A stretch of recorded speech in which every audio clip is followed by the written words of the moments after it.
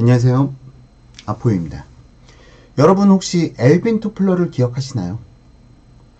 2016년도에 작고하신 미래학자분이셨는데 이분이 1989년도에 제3의 물결이란 책, 미래쇼크라는 책 등을 발간하면서 상당히 선풍적인 화제를 이끈 인물이죠. 그분께서 현 시대를 갖다 진단하시기를 정보 홍수 시대가 가속화될 것이다. 정보가 너무 많아서 어느 정보를 취해야 될지, 그 정보의 취득 과정에서 사회적 혼란이 커질 것이고, 이 정보들 중에서 고급 정보들은 소수에 의해서 독점될 것이다. 그리고 이 소수의 정보를 독점한 사람들이 부와 권력을 갖다가 쥐어질 것이다 라고 예언을 하셨는데요. 지금의 시대에 정말 소름 돋습니다. 정말 정보가 범람하고 있고요. 이 많은 정보들 중에서 돈이 되는 정보들은 정말 소수가 움켜쥐고 독점하고 있습니다. 자, 이 정보 홍수 시대에서 정보가 너무 범람하다 보니까 정말 온갖 정보들 하나하나 꺼내가지고 익어가지고 공포팔이를 하시는 분들이 있어요.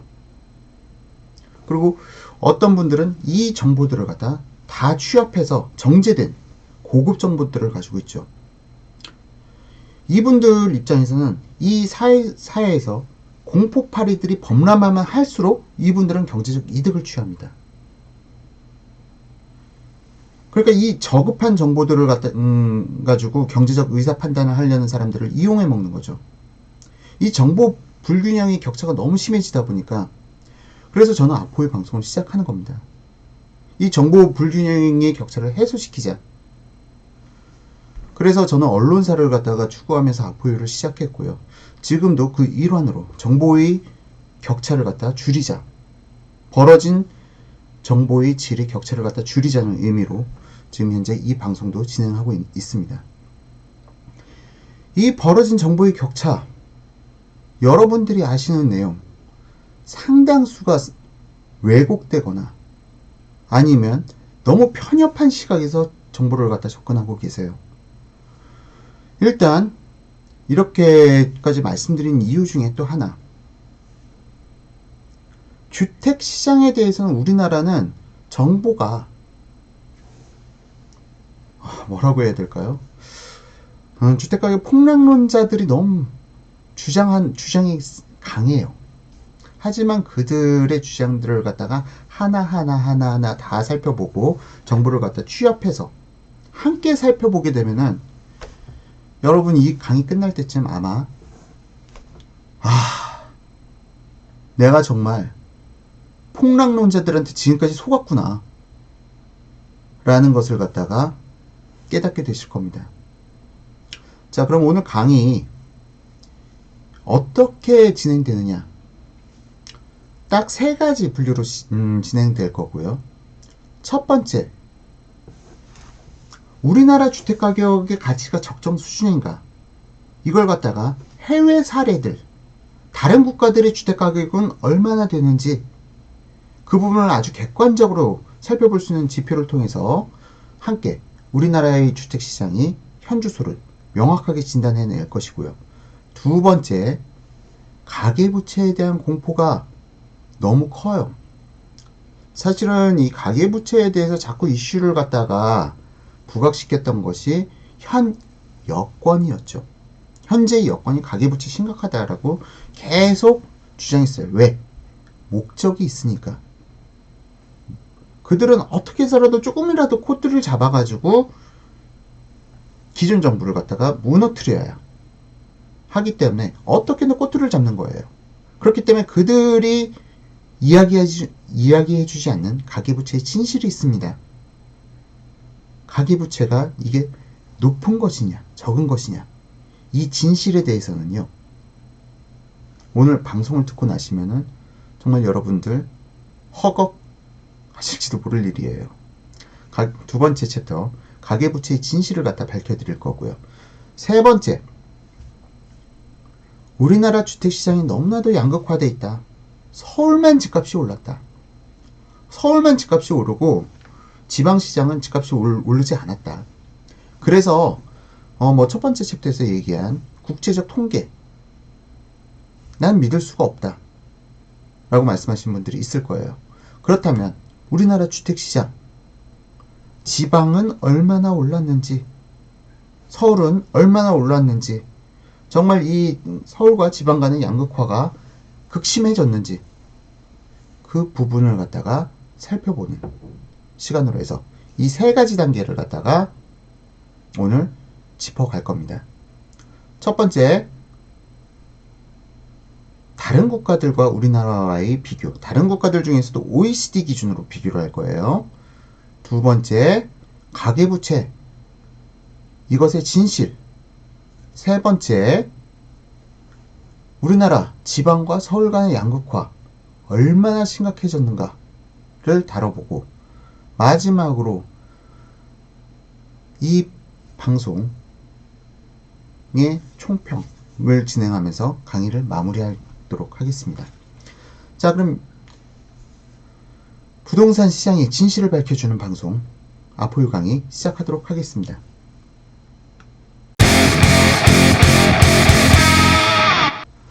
이번 챕터는 사실상 정규 강의로 하게 되면 이거는 한 5시간에서 한 6시간 분량의 강의가 되어야 돼요.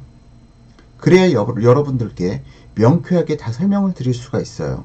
하지만 지금 이 유튜브 강의라는 특성상 시간을 갖다 단축시키기 위해서 요약돼서 설명을 해야 되다 보니까 여러분들께서 공감이 좀 어려울 수가 있어요. 아니면 좀 설명이 많이 부족하다 할 수가 있어요. 그래서 여러분들께서도 직접 검색을 통해서 함께 공부해 보실 수 있도록 이번 강의 주제를 갖다가, 강의 방향성을 갖다가 잡아봤고요. 이번 강의는 여러분들께서도 어떻게 내가 해외 사례와 그리고 우리나라 주택시장을 갖다 손쉽게 비교해 볼 수 있는지 함께 검색 과정을 갖다가 짚어가면서 설명을 드려 나갈 것입니다. 자, 먼저 OECD 국가들의 주택 시장 동향, 그리고 우리나라의 주택 시장 동향 어떻게 비교해 볼 수 있을까요?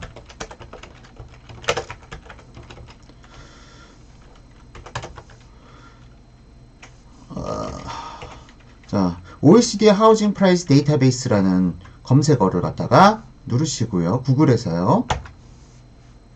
그럼 Analytical House Prices Indicators라는 챕터가 뜹니다. 자, OECD 스탯 해가지고요. 이게 OECD 통계 자료예요.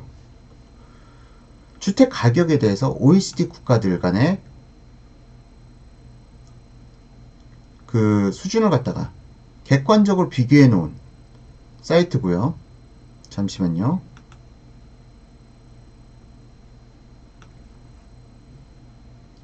이게 지금 방송용으로 진행되다 보니까 좀 가끔 깨집니다. 일단 이 부분 양해 부탁드리고요.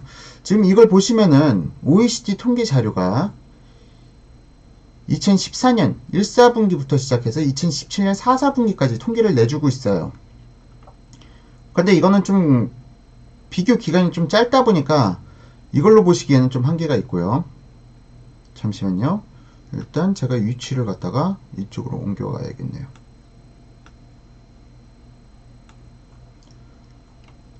자, 기간을 전 좀 늘릴 겁니다. 먼저 기간부터 늘리고 이 표를 갖다 설명을 드릴게요. 여러분들도 똑같은 절차를 통해서 비교를 해보실 수가 있어요. 먼저 지금 16쿼터스 4년이죠. 1쿼터스 한 분기가 3개월이니까요. 이걸 갖다 32쿼터스로 바꿀게요. 32쿼터스로 바꾸고요.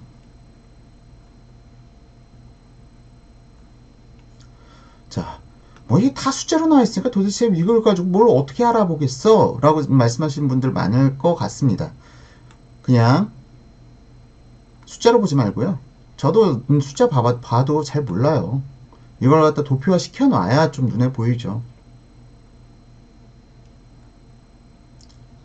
자, 이렇게 해서 도표화시키는 작업까지 여러분과 함께 해봤습니다. 지금 약간 시간은 걸려요. 이게 컴퓨터 사양에 따라서 좀 많이 시간 검색 시간이 좀 차이는 나는데요. 자, 먼저 코리아. 이 선이 한국입니다. 먼저 한국을 갖다가 선택을 해 놓고요. 이제 이 통계표들을 갖다가 여러 가지 통계표를 통해서 살펴볼 수가 있어요. 먼저 오늘 제가 여러분들께 소개해드릴 것은 네 가지 차트예요. 첫 번째, Nominal House Price Indices 고요. 두 번째, Real House Price Indices. 그리고 세 번째,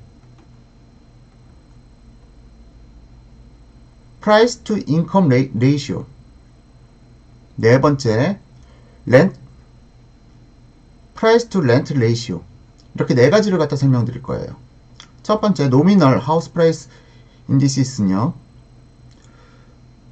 제가 영어 발음이 별로 안 좋습니다. 제가 해외 유학도 나가본 적이 없고 해가지고 이 부분 양해 부탁드리고요. 먼저 Nominal House Price Indices는요. 주택 절대 가격 상승치를 갖다가 얘기해 주는 겁니다. 실질적으로 2010년 1사분기 대비해서 주택 가격이 우리나라는 얼마나 상승했는지, 자, 제가 미리 한국을 갖다가 해놨기 때문에 이렇게 한국만 먼저 나타나는 거고요. 그리고 다른 국가들이 쭈루루 나타나죠. 자, 이 부분을 살펴보게 되면은 2010년 1사분기 우리나라 주택가격 지수는 99.8이었는데 2017년 4사분기 113포인트로 올랐어요. 13.2포인트가 오른 겁니다. 자, 절대 가격으로 했을 때 우리나라 주택가격 상승률이고요. 지금 OECD 다른 국가들에 비해서 우리나라 주택가격 상승률이 결코 높지 않습니다. OECD 다른 국가들이 훨씬 더 높아요. 지금 우리나라보다 주택가격 상승률이 낮은 나라는 폴란드라든지 슬로바니아라든지 스페인, 그리스, 아이고야, 이렇게 나타나는데요. 실질적으로 우리나라 주택가격 상승률은 OECD 다른 국가들, 독일, 중국, 룩셈부르크, 노르웨이 이런 나라들에 비해서 결코 높지 않다. 자, 그런데 이 OECD 차트가 상당히 객관적으로 볼 수 있는 부분이, 이거는 노미널 하우스 프라이스 인디시스여가지고 절대 가격 지수를 갖다 나타낸 거고요. 두 번째 보여드릴 차트 내용이 이게 아니고요. 리얼 하우스 프라이스 인디시스입니다. 야, 이런 개념 우리나라에는 없죠. 리얼 하우스 프라이스 인디시스. 이걸 보시게 되면은 이게 무엇이냐? 실제 물가 상승률 다 차감하고 이 주택가격 지수 상승분에서 해당 국가의 물가 지수를 차감하고 실제 주택 가격이 얼마나 올랐느냐. 부동산만 떼어놓고 보자. 물가 상승률은 당연히 발생될 수밖에 없는 절차니까 물가 상승률 제외하고 순수 부동산 가치가 얼마나 상승했느냐 라는 걸 따져보게 되면요. 2010년 1사분기 대비해서 2010년 1사분기 101.1이었죠.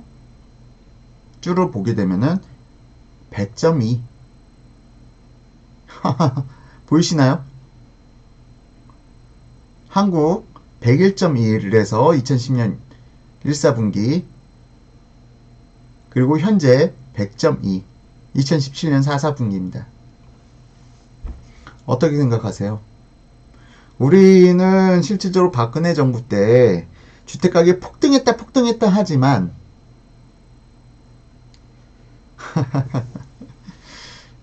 놀랍죠? 그리고 이 상승 수치가 결코 다른 OECD 국가들에 비해서 높은 수준이 아닙니다. 다른 OECD 국가들이 훨씬 더 많이 올랐어요.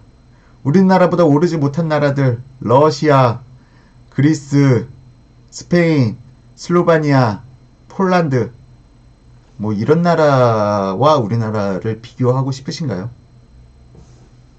이 나라 수준으로 우리나라 경제가 퇴보되기를 원하시는 게 아니시라면 지금 대한민국 주택가격 지극히 건강하다. 물론 여기서 양극화를 갖다 분명히 얘기하실 분들이 있으실 거예요. 양극화는 뒤에서 총평에서 다시 한번 설명드리겠습니다. 서울과 지방시장 그리고 주택의 주거 유형별 어떤 차이를 갖는지 그 부분도 짚어드릴 거예요. 지금 너무 조급해하지 마시고요. 지금부터 반론 제기하시면은 이 강의를 갖다 여러분들께서 순수하게 받아들이기 어려우세요. 다 설명드릴 겁니다. 자, 그럼 리얼 하우스 프라이스 인디시스를 보게 되면은 물가 상승률을 갖다 차관부는 실질적으로 우리나라 주택 가격이 상승하지 않았다. 자, 101.1에서 100.2로 2010년보다 주택 가격은 물가 상승분을 갖다가 우리나라의 물가 상승분을 차감하고 보게 되면은 떨어졌다. 라는 것이 명백하게 나타납니다. 여기서 한 가지 더, 좀 더 깊이 들어가 볼까요? 좀 더 깊이 들어가 보면요. 이제 세 번째, Price to Income Ratio입니다. 이건 뭐냐? 국민의 소득 대비 주택가격 지수예요. 국민의 소득 수준 대비 주택가격이 얼마나 높은지, 낮은지를 갖다가 비교해 볼 수 있는 그런 차트입니다. 들어가 볼게요. 이거 보시면 여러분들 좀 깜짝 놀라실 거예요. 자, 어떠신가요?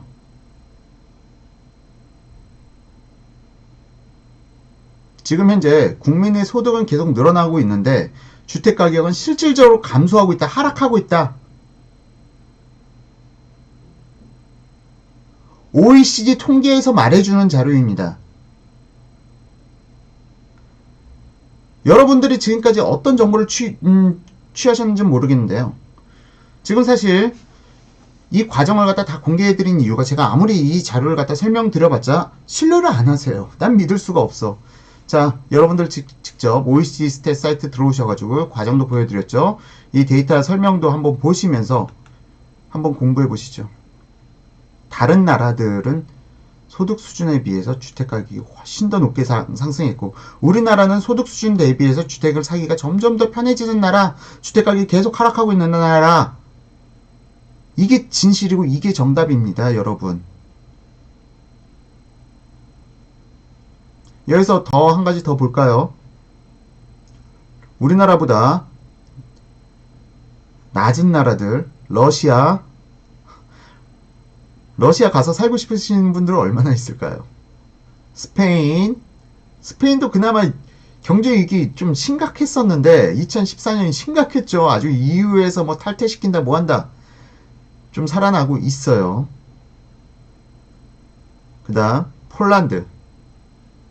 폴란드하고 우리나라 경제하고 비교하시고 싶지는 않으시죠?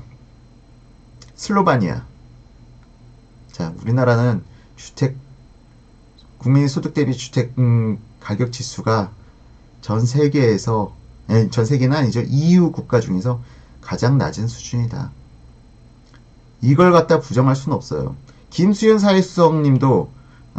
청와대 사회수석님도 우리나라 주택 가격이 높지 않다라는 걸 갖다 스스로 그분이 저서에서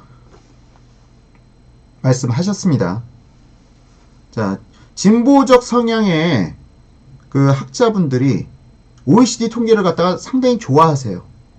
여기저기 OECD 통계 다 갖다 붙이세요. 그런데 유일하게 안 붙이는 거 바로 주택가격입니다.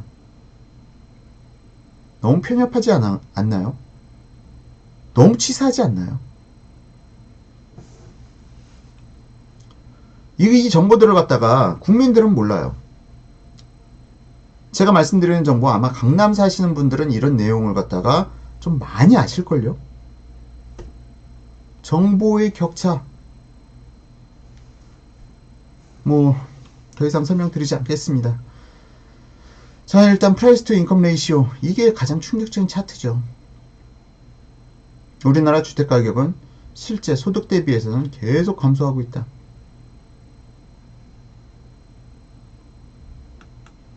다음 마지막으로 프라이스 투 렌트 레이시오, 임대 가치, 임대 소득 대비 주택 가격. 이것도 우리나라 OECD 국가들 중에서 낮은 편이에요. 다른 국가들, 뭐 지금 스웨덴 같은 국가는 임대 소득이 안 나와요. 집을 사도 집값이 너무 비싸요. 임대 소득 안 나오는데도 주택 가격이 계속 상승해 가요. 뭐 멕시코, 저머니, 독일도 주택 가격 지금 폭등하고 있습니다. 임대 소득도 안 나와요. 덴마크, 대부분의 국가들이 소득 대비 주택 가격이 폭등하고 있다. 우리나라는 죄송합니다. 임대 소득 대비 주택 가격이 폭등하고 있다. 우리나라는 오히려 임대 소득, 그러니까 주택 임대 수익률 대비 주택 가격이 저렴하다. 이게 OECD 통계 기준이에요.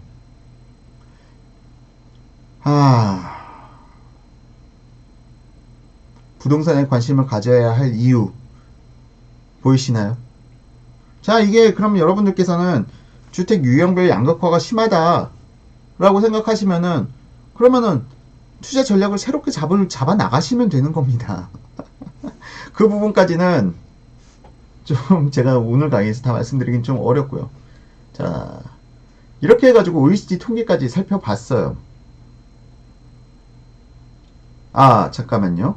한 가지 좀 더 재밌는 거 하나 알려드릴게요. 이건 정말 나쁜 놈들이라고 표현하겠습니다. 현 젊은 세대의 청년들을 갖다가 절망시키기 위한 목적일까요? 과거 대비해서 주택 가격이 너무나도 비싸져서 젊은이들이 주택 사기가 더 힘들다. 소득 수준은 안 올랐는데 주택 가격만 너무 올랐다. 라는 주장을 갖다 OECD는 전면적으로 반박해 줍니다.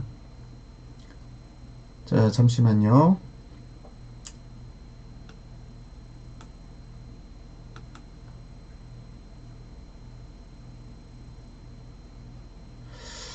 이 자료 보는 방법 지금 간략하게 몇 가지만 설명드렸는데, 여러분들께서 직접 이 사이트 들어오셔가지고 이것저것 눌러보시면은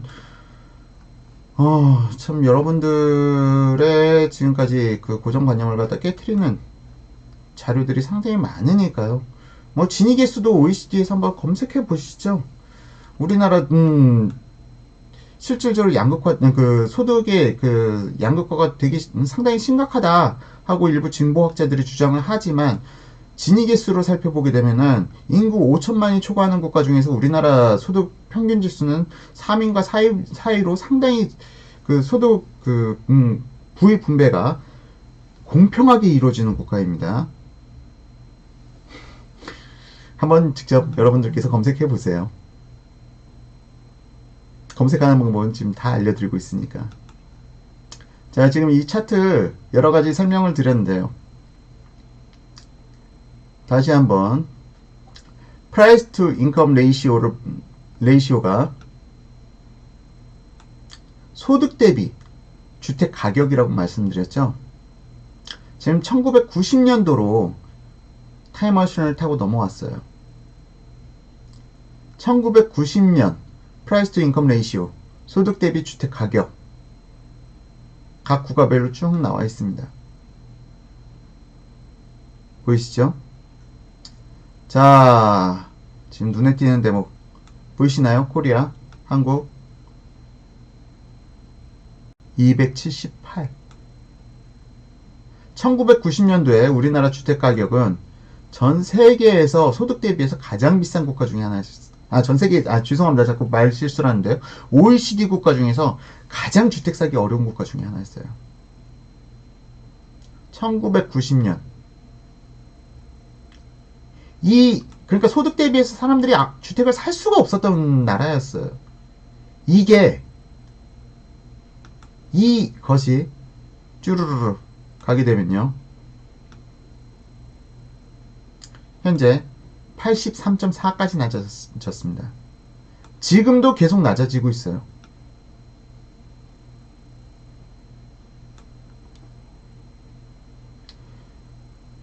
자, 공포파리들이 무조건 집값 비싸다 비싸다는 주장을 믿으시겠습니까? 아니면 OECD 통계를 믿으시겠습니까?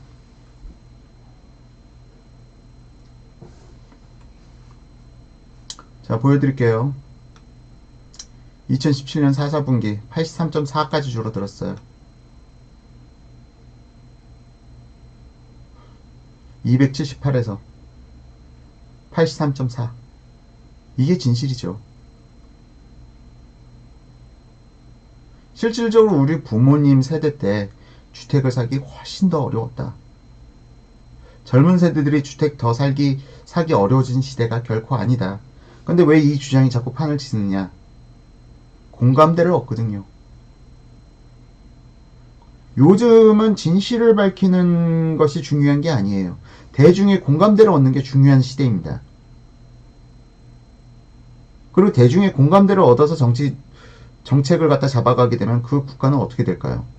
진실을 외면하고.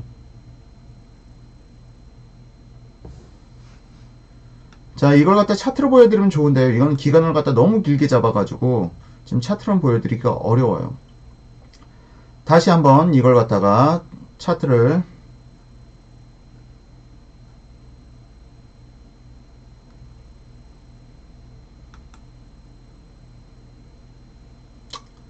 안 되네요. 뭐 일단 오늘 OECD 통계는 지금 시간도 너무 지체돼가지고 지금 오늘 3개 장편까지 다 나가야 되다 보니까 여기서 마치도록 하겠습니다. 여러분들 지금 이 자료 보시고 궁금하신 분들 직접 그 컴퓨터에 앉으셔서 구글 딱 여시고 거기서 검색해 보세요. OECD 하우징 데이터베이스를 검색하시면 지금 제가 본 사이트 보실 수가 있습니다. 자, 이 OECD에서도 이 격차, 양극화 심각합니다. 우리나라만 심각한 거 아니에요. 야, 우리나라만 심각한 거야. 해외에 나가보셨어요? 해외에서 거주해 보셨습니까?